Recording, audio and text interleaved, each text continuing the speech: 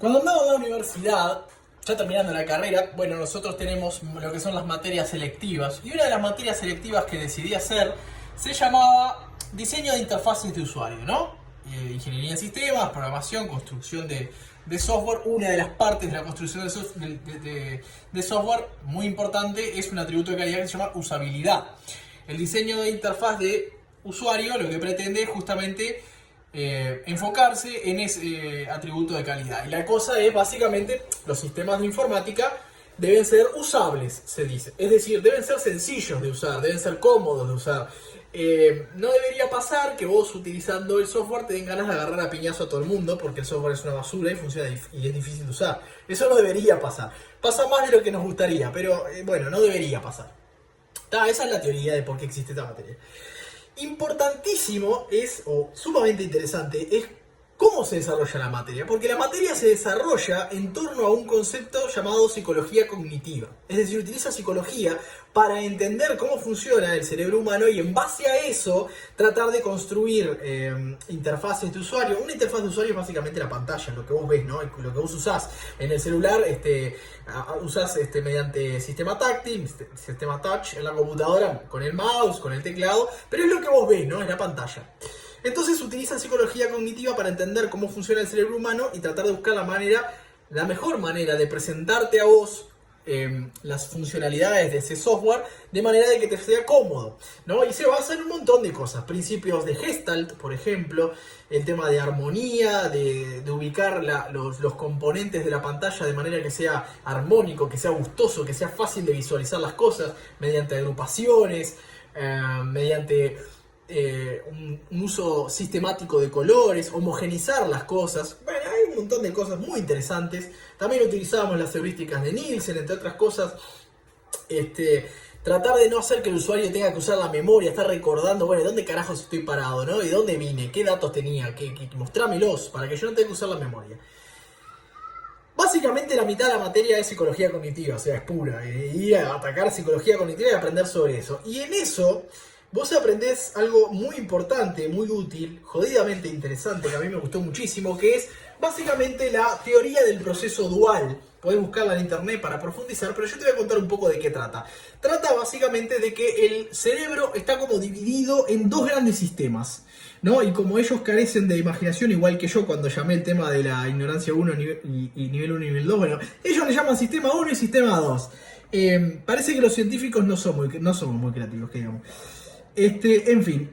Y bueno, cuando nosotros empezamos con esto, nos dijo el profesor, capaz que podríamos llegar incluso a considerar un sistema cero, que el sistema cero sería la parte del cerebro que se encarga de las cosas que vos no controlás, por ejemplo, que el corazón siga latiendo, etc. Eso me parece que fue como un aderezo, pero lo importante, la teoría esta habla de sistema 1 y sistema 2.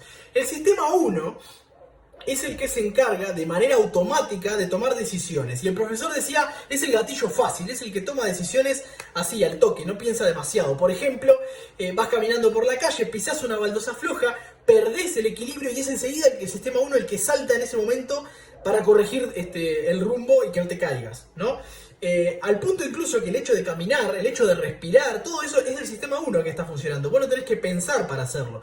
Básicamente son un montón de procesos dentro del inconsciente que trabajan de manera de que vos no tengas que estar de manera consciente procesando información y pensando, ni siquiera utilizando la memoria para que estas decisiones se tomen y tu cuerpo funcione en ese interín. Por ejemplo, otro ejemplo que daba el profesor es, bueno, nosotros estamos acá en la clase, estamos atentos al profesor, espero, decía, y de repente alguien tira por la ventana una serpiente. Enseguida todos vamos a saltar y nos vamos a alejar. Ese es el sistema 1.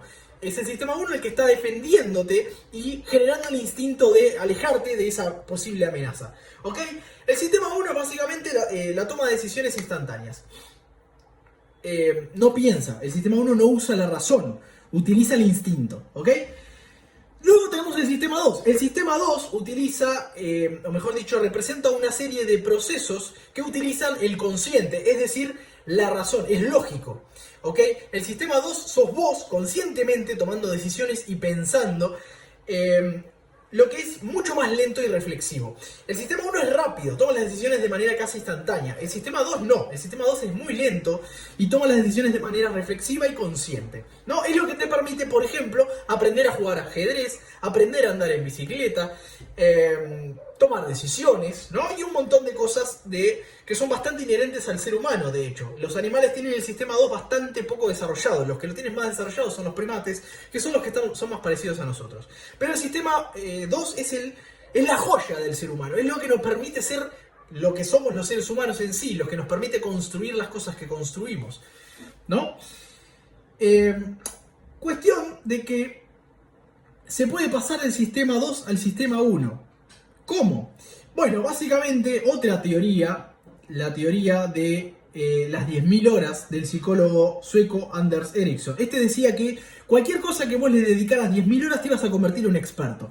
10.000 horas es un montón de tiempo. Si haces la cuenta vas a ver que el día tiene 24 horas. Tendrías que estar las 24 horas del día durante muchos días para ser experto en algo. Algo que es imposible porque necesitarías tener que comer, dormir, etc.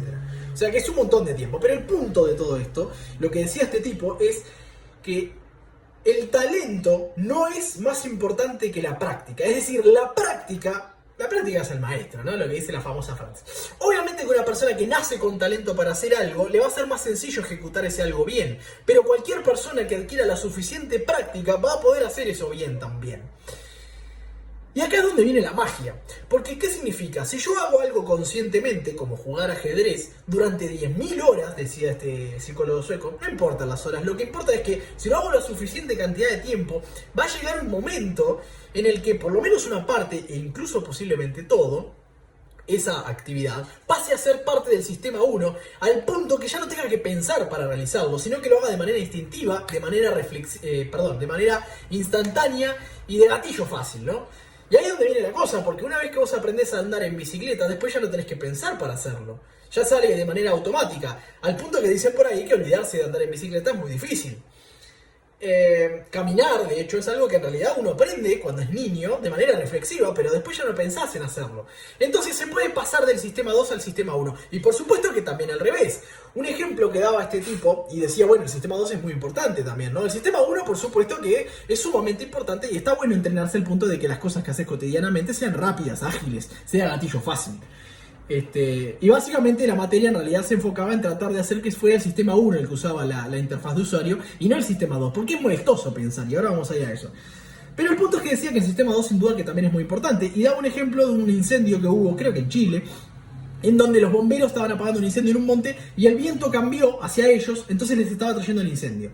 El instinto de los bomberos fue correr.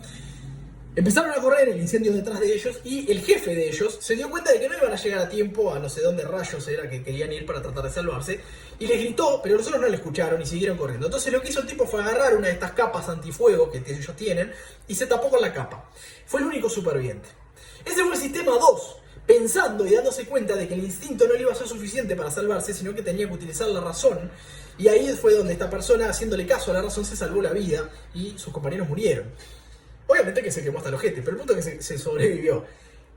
Por eso el sistema 2 es muy importante. Es posible entonces pasar de el inconsciente al consciente para tratar de analizar una situación que creías que estaba en tu práctica o que la tenías dominada, para reanalizarla y quizá cambiar la forma en la que la enfrentás. Bien. Ahora, pensar no es algo que a la gente le guste mucho, y no lo digo en joda, lo digo en serio. Literalmente pensar cuesta.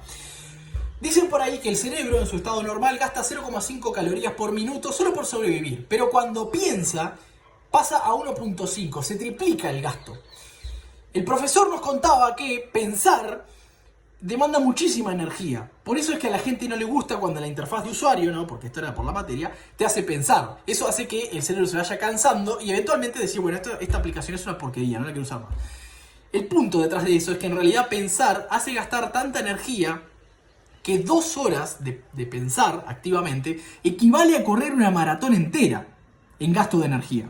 O sea, es terrible, ¿no? Es muy fuerte. Pensar es incómodo, es molesto, es cansador. Por eso es que a la gente no le gusta pensar. A la gente le gusta ser gatillo fácil, tomar decisiones en base a lo que ya está acostumbrado, en base a lo que cree que es así, y no pensar, porque pensar le hace gastar energía y a la gente no le gusta gastar energía por defecto, ¿no? Lo tiene que hacer de manera consciente y eso no les gusta. Y ahí está el peligro.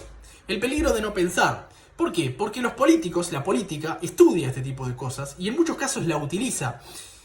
Varias corrientes políticas utilizan la psicología cognitiva para hacer manipulación de masas, manipulación de las personas, sabiendo que las personas tienden a hacerle caso más a las emociones y al instinto que a la razón. Por eso es que cuando apelás a emociones, cuando apelás a la compasión, mal llamado empatía, la empatía es otra cosa, la gente tiende a decir, esto es algo bueno, ¿no? Porque emocionalmente es algo bueno y no utilizan la razón. A partir de ahí, una vez que entendiste eso, derrumbaste la puerta que te permite manipular a las masas a tu conveniencia, simplemente manipulando las emociones de esas personas, sabiendo que la razón no es algo a lo que ellas consciente y voluntariamente deseen apelar muy seguido. Así que mucho ojo con lo que te vende la política, ya sea un área de la política u otra área. Estoy hablando dentro de lo que es la república, la izquierda y la derecha, pero otras áreas también hicieron lo mismo durante muchos años. La apelación a las emociones, la manipulación de las personas, es un recurso común, muy usado y muy efectivo, es más, yo diría hasta el más efectivo dentro de la política. Tiene mucho más sentido apelar a las emociones que ser honesto en política. Y dicen por ahí que es mucho más fácil convencer a alguien de que está siendo manipulado que convencerlo de aquello a lo que la persona ya se aferró. Es muy fuerte. Básicamente el punto de todo esto es: luchen contra ese instinto de no usar la razón y traten de usarla un poco más seguido. El cerebro es un músculo como cualquier otro. Mientras más lo entrenás, más fuerte va a ser, más fácil te va a hacer razonar y menos energía te va a conllevar. Lo mismo que como fueras al gimnasio durante 15 años seguidos, vas a quedar todo paquete y vas a poder levantar más peso. Bueno, lo mismo sucede con el cerebro. Al punto que yo a veces, cuando discuto por las redes sociales, digo muy seguido lo siguiente: no tiene mucho sentido, si no sos una persona que se entrene físicamente, ir al gimnasio y retar al primero que encuentres haciendo pesas hace 15 años a levantar pesas. Vas a quedar como un pelotudo porque te va a ganar y se va a burlar de vos y va a tener razón. Lo mismo sucede cuando tratás de retar a alguien a un debate intelectual y no sabés debatir. O sea, si el tipo hace 5 o 10 años que el loco piensa, que el loco investiga, que el loco razona y tiene entrenamiento en eso, su cerebro te va a derrotar muy fácilmente. Esto es lo mismo, el cerebro es un músculo que se puede entrenar. Así que mi consejo es: no lo descuides, entrenalo y razoná.